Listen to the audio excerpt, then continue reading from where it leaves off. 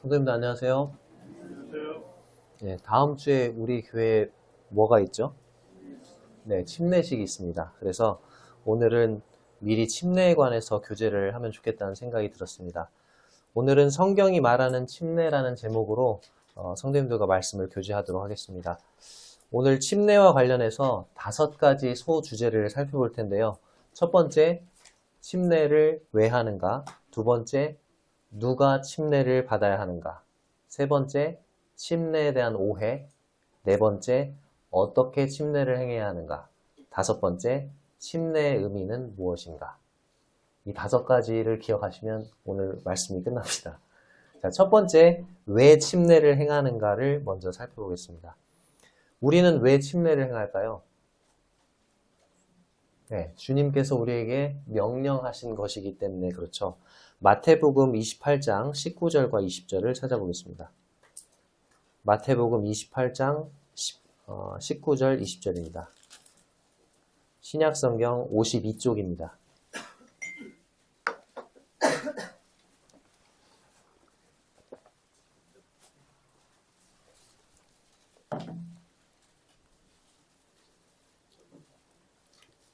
마태복음 28장 19절 20절입니다.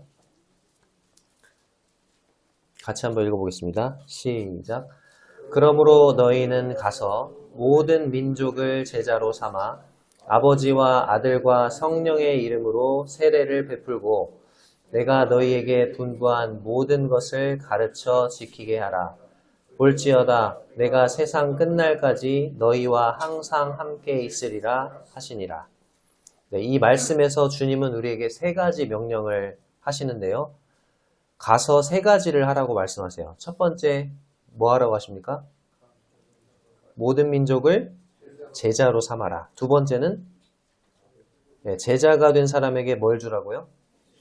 침례를 주라. 세 번째는 침례받은 사람이 말씀에 순종하도록 가르치라고 말씀하고 있습니다. 자, 먼저 첫 번째 명령을 보면 가서 모든 민족을 제자로 삼아라. 예수님에 대해서 모르고 예수님을 믿지 않고 따르지 않는 사람들을 예수님을 따르는 제자로 삼기 위해서 우리는 무엇을 해야 할까요? 복음을 전해야 합니다. 복음을 통해서 예수님을 소개하고 예수님을 믿도록 권해야 합니다. 그럴 때 예수님을 모르는 사람이 예수님에 대해서 알게 되고 예수님을 믿지 않았던 사람이 예수님을 믿게 되고 예수님을 따르지 않았던 사람이 예수님을 따르게 됩니다. 예수님의 제자가 아니었던 사람이 복음을 통해서 예수님의 제자가 되는 것입니다. 따라서 주님이 우리에게 주신 첫 번째 명령은 믿지 않는 자들에게 복음을 전해서 예수님의 제자가 되게 하는 것입니다. 그리고 두 번째 명령이 무엇입니까? 아버지와 아들과 성령의 이름으로 세례를 베풀고 이렇게 돼 있죠. 제가 가지고 있는 성경에 보면 세례라는 말 앞에 괄호 1번이 붙어 있어요. 성도님들도 그러신가요? 괄호 1번이 붙어 있고 괄호 1번이 뭐지? 그리고 그 밑에 찾아보면은 거기에 설명이 헬 또는 침례 이렇게 나와 있습니다. 헬이 뭘까요? 헬. 헬라어. 이 신약 성경이 기록된 언어를 가리키는데 오늘날의 그리스어가 됩니다. 그리고 또는 침례라고 되어 있는데 그 말은 침례로 번역할 수 있다는 말이죠. 이제 나중에 뒤에 가서 세례가 맞냐 침례가 맞냐는 3번째 소주제 어떻게 침례를 행해야 하는가에서 좀 더 자세히 다루기로 하고요. 저는 성경적으로 더 올바른 표현인 침례라는 단어를 사용하도록 하겠습니다. 두 번째 명령은 침례를 베풀라는 것입니다. 첫 번째 명령을 통해서 제자를 삼은 다음에 예수님의 제자가 된 사람에게 침례를 주라는 것입니다. 침례를 주라고 말씀하셨죠. 그러니까 이것은 선택의 문제인가요? 순종의 문제인가요? 순종의 문제입니다. 침례는 예수님이 친히 명령하신 것입니다. 그렇기 때문에 교회가 주님의 명령에 순종해서 구원받은 사람에게 침례를 베푸는 것입니다. 이 침례에 대한 명령을 초대교회 성도들이 순종했고 지금까지 우리가 순종하고 있는 것입니다. 자, 그런데 이 침례를 베푸는 일이 가벼운 일일까요? 매우 중대한 일일까요? 매우 중대한 일이죠. 왜냐하면 침례를 베풀 때 누구의 이름으로 베풀죠? 아버지와 아들과 성령의 이름으로 베풉니다. 성부 하나님과 성자 하나님과 성령 하나님, 삼위일체의 하나님의 이름으로 베푸는 것입니다. 침례에 얼마나 큰 권위가 부여되어 있는지 생각해 보시기 바랍니다. 침례에 아버지 하나님의 이름이 달려 있습니다. 침례에 아들 예수 그리스도의 이름이 달려 있습니다. 침례에 성령님의 이름이 달려 있습니다.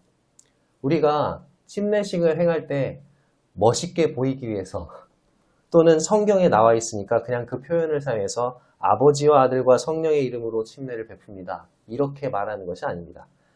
침례는 그 사람이 구원받은 사람이라는 것을 공적으로 선포하는 예식입니다. 그런데 그 선포를 아버지와 아들과 성령의 이름을 걸고 하는 것입니다. 침례는 가벼운 일이 아니죠. 매우 중대한 일이고 조심스럽게 해야 하는 일입니다. 그래서 복음 상담을 여러 번 하는 것입니다. 정말로 구원받았는지 까다롭게 확인 작업을 하는 것입니다.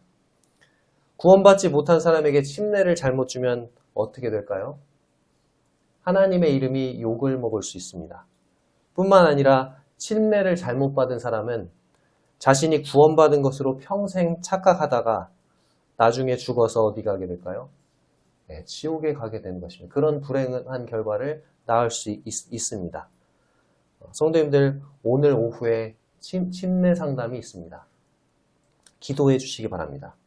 참으로 구원받은 분들에게 교회가 침례를 베풀 수 있도록, 잘 분별할 수 있도록 기도해 주시기 바랍니다.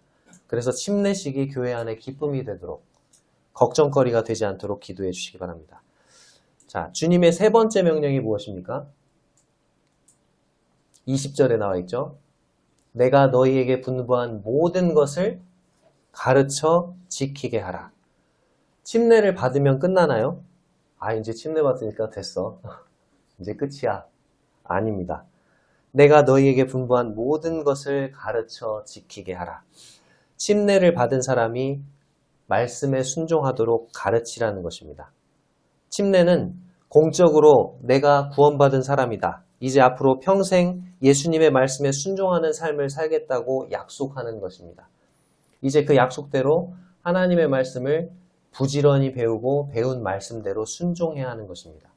그리고 교회는 침례받은 성도들에게 주님이 분부하신 모든 것에 잘 순종할 수 있도록 가르쳐야 할 의무가 있는 것입니다. 자, 그렇다면 지금까지 왜 침례를 행하는지 살펴봤습니다. 침례를 왜 행한다고요? 주님의 명령이기 때문에. 자, 이제 두 번째로 누가 침례를 받아야 하는가를 살펴보겠습니다. 자, 앞에서 말씀드린 것처럼 침례는 누가 받습니까? 아까 19절에서 제자가 된 사람, 예수 그리스도를 따르는 제자가 된 사람이, 하나님의 말씀으로 거듭난 사람이 침례를 받아야 하는 것입니다. 뒤로 좀 넘기셔서 사도행전 2장 41절을 찾아보겠습니다. 사도행전 2장 41절입니다.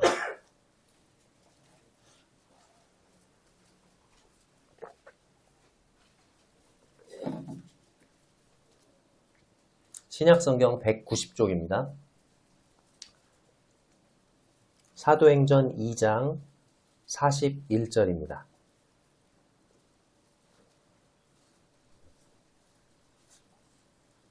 사도행전 2장 41절 같이 읽겠습니다. 시작. 그 말을 받은 사람들은 세례를 받음에 이날에 신도의 수가 3,000이나 더하더라. 아유, 부러워요. 3,000명이나 침례식을 가지면 얼마나 좋을까요?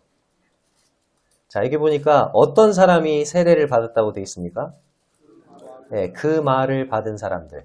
무슨 말을 받았을까요? 네, 40절에 나와 있죠. 또 여러 말로 확증하여 권하여 이르되 너희가 이 패역한 세대에서 무엇을 받으라? 구원을 받으라. 구원을 받으라는 말을 받았습니다. 구원을 받으라는 말을 두 글자로 복음. 그렇죠? 복음을 받은 사람들이 침례를 받았습니다. 즉 복음을 듣고 믿은 사람이 침례를 받은 것이죠. 뒤로 좀 더 넘기셔서 8장 12절입니다. 사도행전.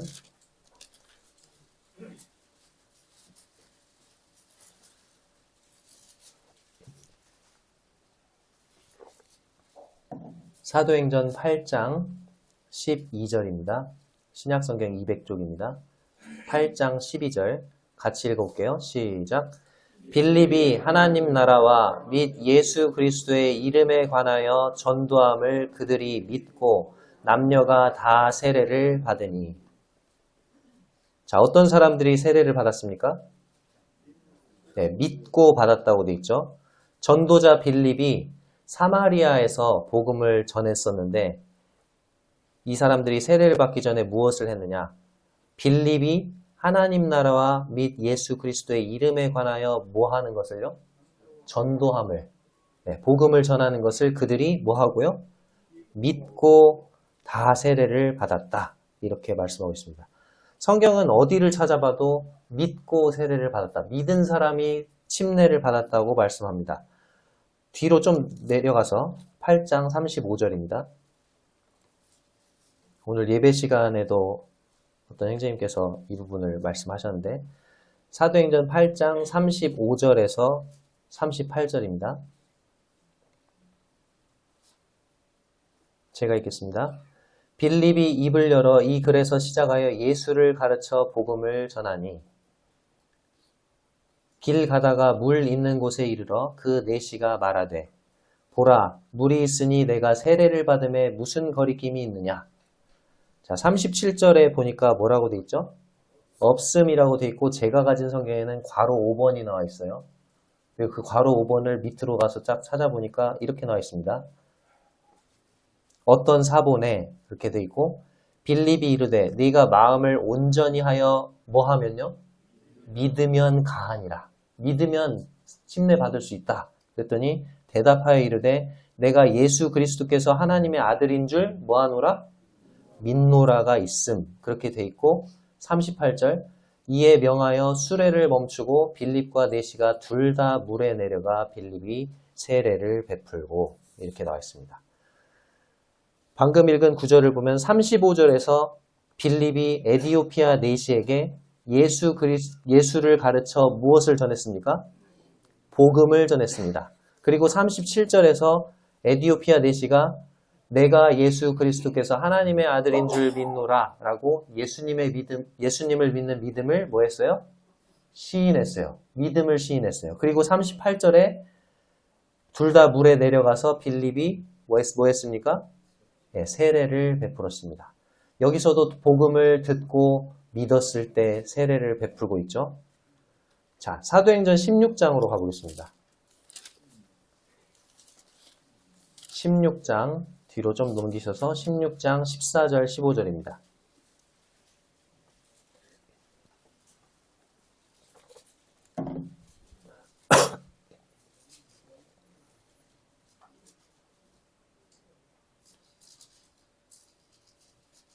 사도행전 16장 14절 15절입니다. 같이 읽어볼게요. 시작.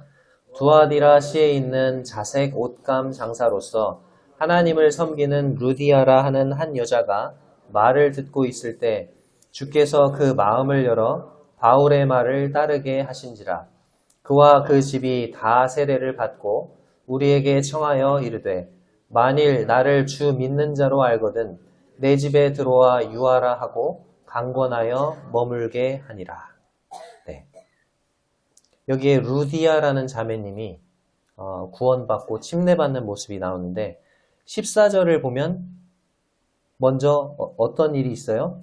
14절 뒷부분에 보면 자, 루디아라 하는 한 여자가 말을 듣고 있어요. 누구의 말을 들었을까요? 네, 사도 바울이 전하는 복음을 듣고 있는 거죠. 그 복음을 듣고 있을 때 하나님께서 그 루디아라는 이 여자의 마음을 열어서 바울의 말, 바울이 전하는 말, 이 복음을 뭐하게 하셨어요? 따르게 하셨습니다. 그런 다음에 15절에 그와 그 집이 다 뭐 했다고요? 세례를 받았다는 내용이 나오죠. 자, 근데 여기서 유아 세례를 주장하는 사람들이 이 구절을 오해해서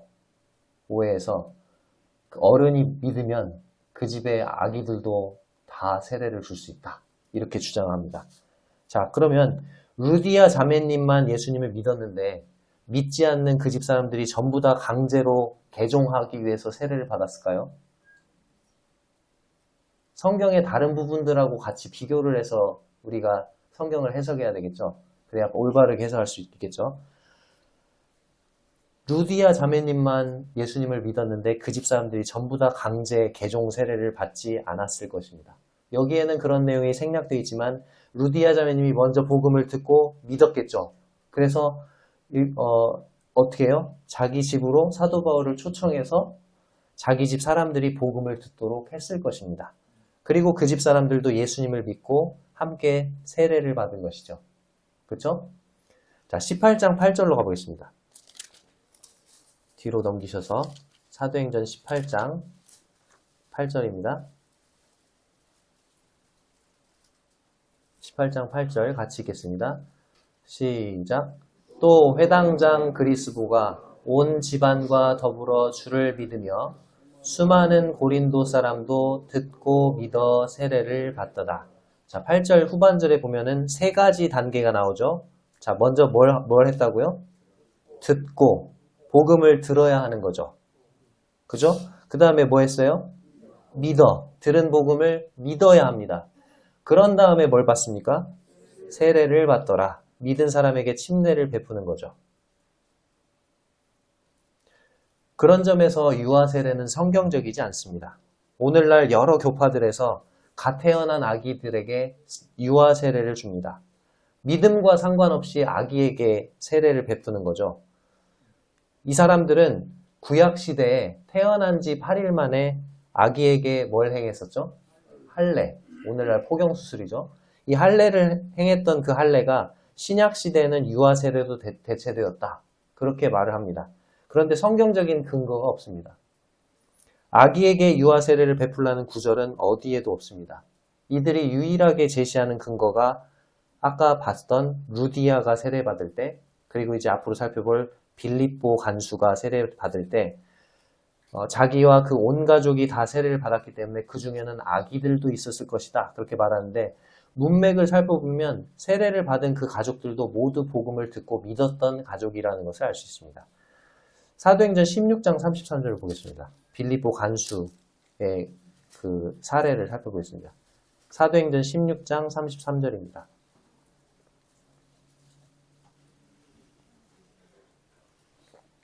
사도행전 16장 33절입니다.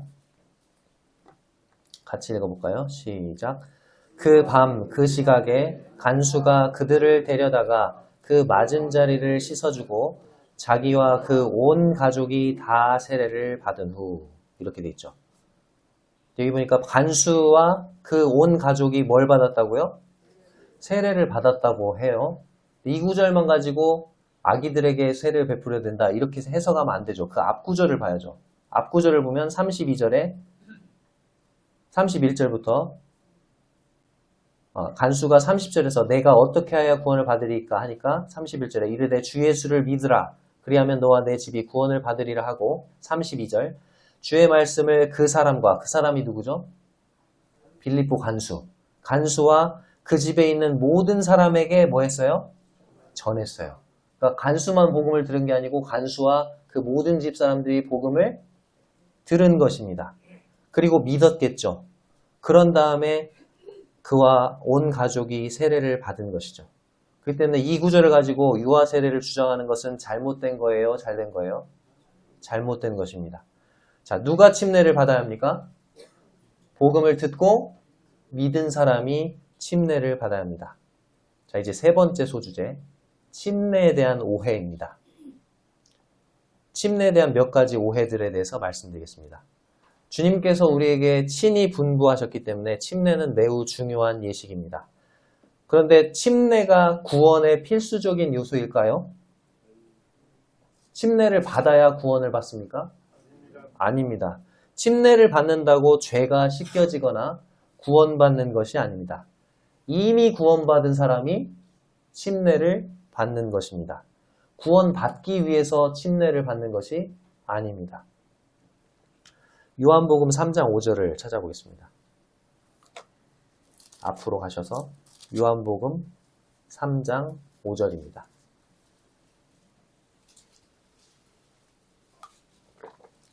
오늘날 많은 이단들이 이 구절을 오해해서 침례를 받아야만 구원받는다고 주장하는데요. 요한복음 3장 5절을 보겠습니다. 신약성경 146쪽입니다. 요한복음 3장 5절 같이 읽겠습니다. 시작. 예수께서 대답하시되 진실로 진실로 내게 이르노니 사람이 물과 성령으로 나지 아니하면 하나님의 나라에 들어갈 수 없느니라. 자, 예수님이 니고데모에게 하신 말씀이에요. 자, 사람이 무엇과 무엇으로 나지 아니하면 물과 성령으로 거듭나지 않으면 어디에 들어갈 수 없다? 하나님 나라에 들어갈 수 없다. 자, 근데 우리가 쉽게 이해되는 것은 사람이 성령으로 거듭나야 천국에 간다. 이건 쉽게 이해가 되시죠? 근데 앞부분이 좀 어려운 거예요. 자, 뭘로 거듭나야 된다고 돼 있어요? 물로 거듭나야 천국에 갈 수 있다. 주일학교 찬양에도 물로 거듭나야 갈 수 있네. 주님 계신 그 나라 뭐 이런 찬양이 있었어요. 지금 안 부르겠지만. 자, 물로 거듭나야 천국에 갈 수 있다? 그 말이 침례를 받아야 천국에 갈 수 있다는 말일까요? 성경의 다른 모든 구절들을 살펴볼 때 침례를 받아야 천국에 갈 수 있는 것이 아니죠. 침례를 받아야만 천국에 가는 게 아닙니다. 십자가에서 구원받은 강도는 침례를 받았나요? 못 받았나요? 못 받았어요. 그냥 십자가 위에서 예수님을 믿고 하지만 천국을 약속받았잖아요. 그렇죠? 그렇다면 여기에 나와 있는 물로 거듭난다는 것은 무슨 뜻일까요?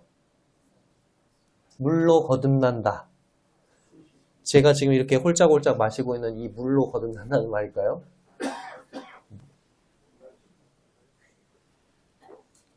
우리가 마시고 씻는 데 사용하는 이 물로 구원받는다는 의미가 아니겠죠. 그렇다면 이 물은 다른 것을 의미하겠죠. 그 물이 무엇인지를 살펴보겠습니다. 에베소서 5장 26절입니다.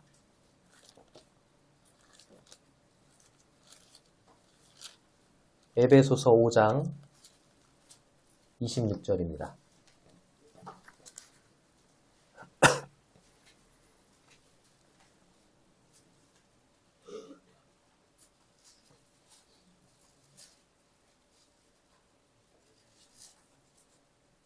에베소서 5장 26절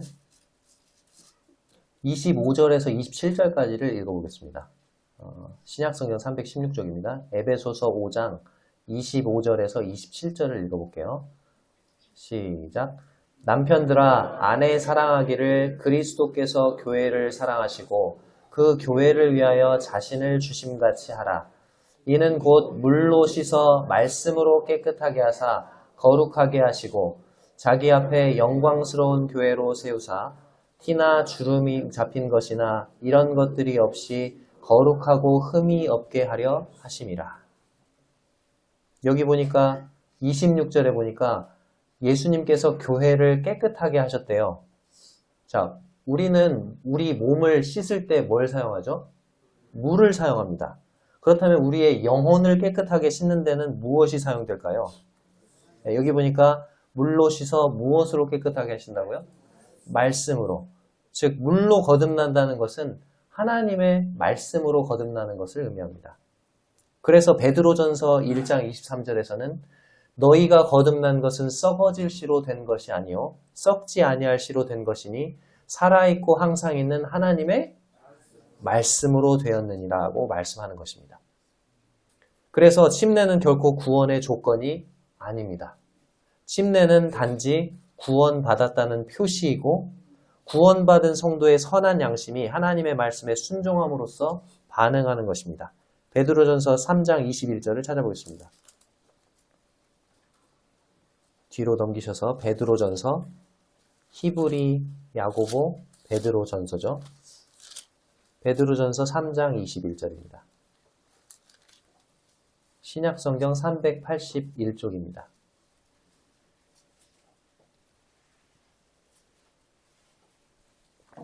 베드로전서 3장 21절입니다.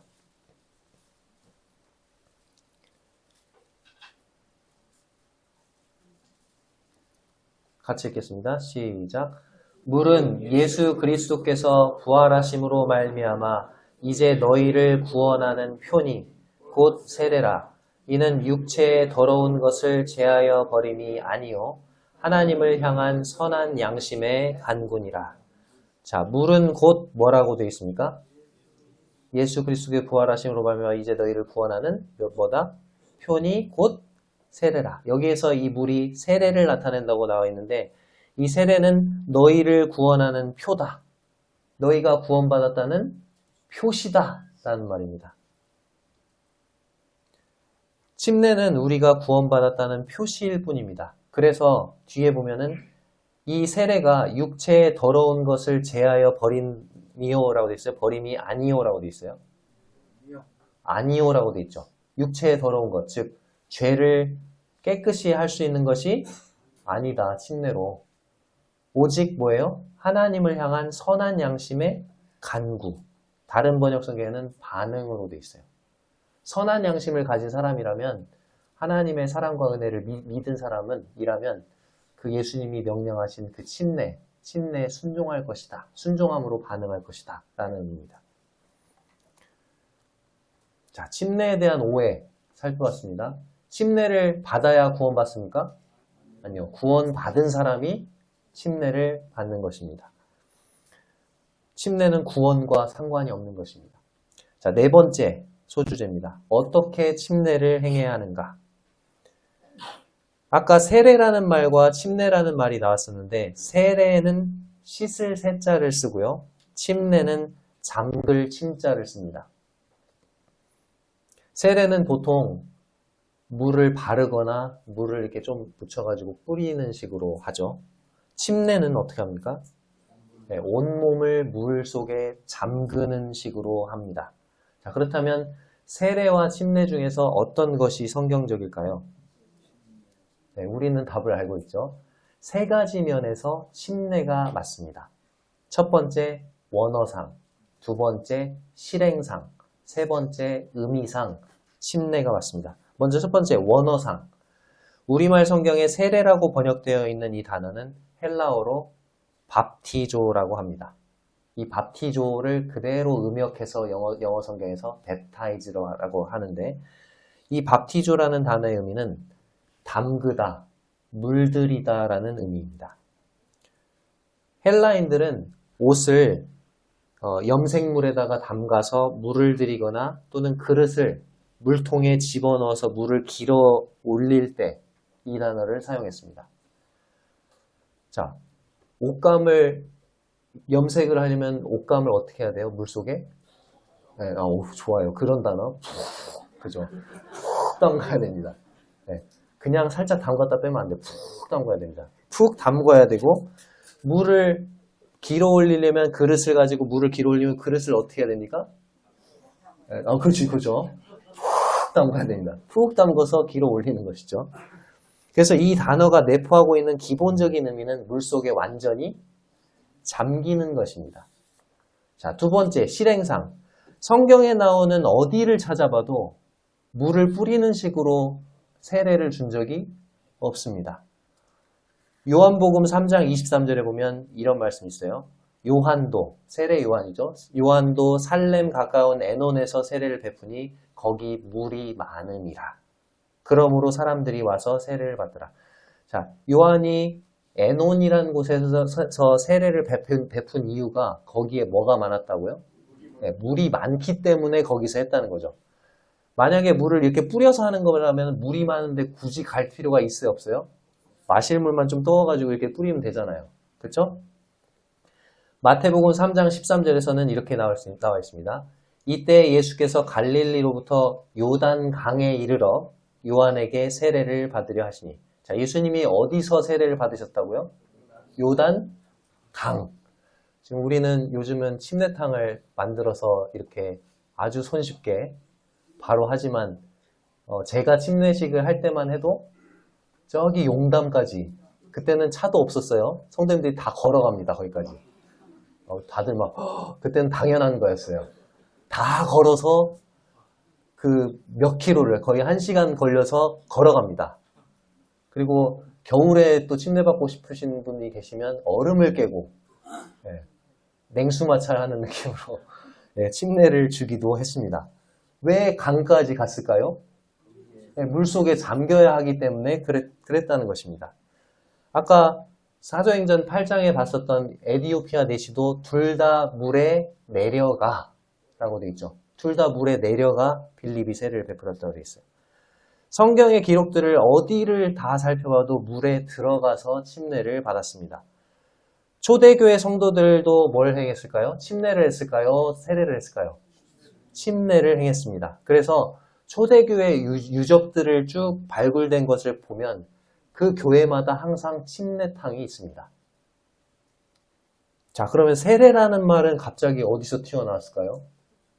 세례라는 말은 1600년대 종교개혁 이후에 등장한 단어입니다.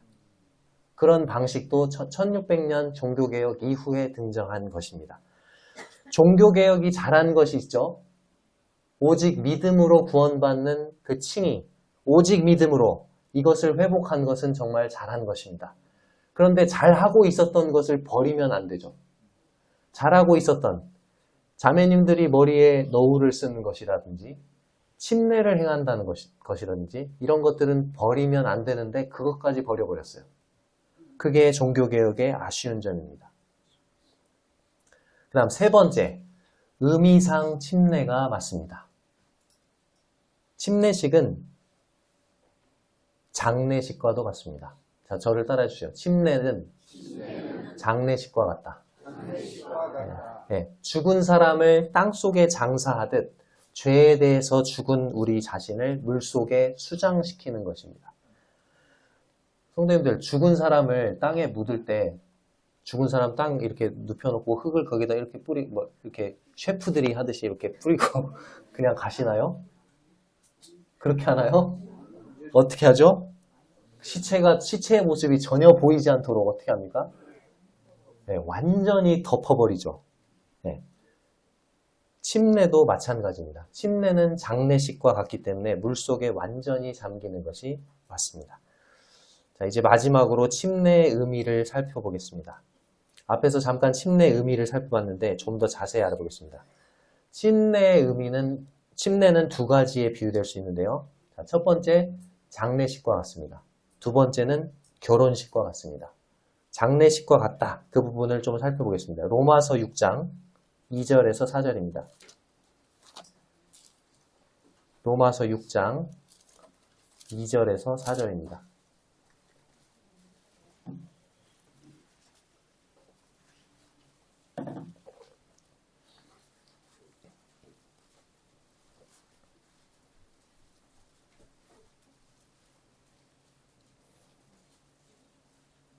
로마서 6장 2절에서 4절입니다. 신약성경 246쪽입니다. 로마서 6장 2절에서 4절 같이 읽겠습니다. 시작. 그럴 수 없느니라. 죄에 대하여 죽은 우리가 어찌 그 가운데 더 살리요. 무릇 그리스도 예수와 합하여 세례를 받은 우리는 그의 죽으심과 합하여 세례를 받은 줄을 알지 못하느냐.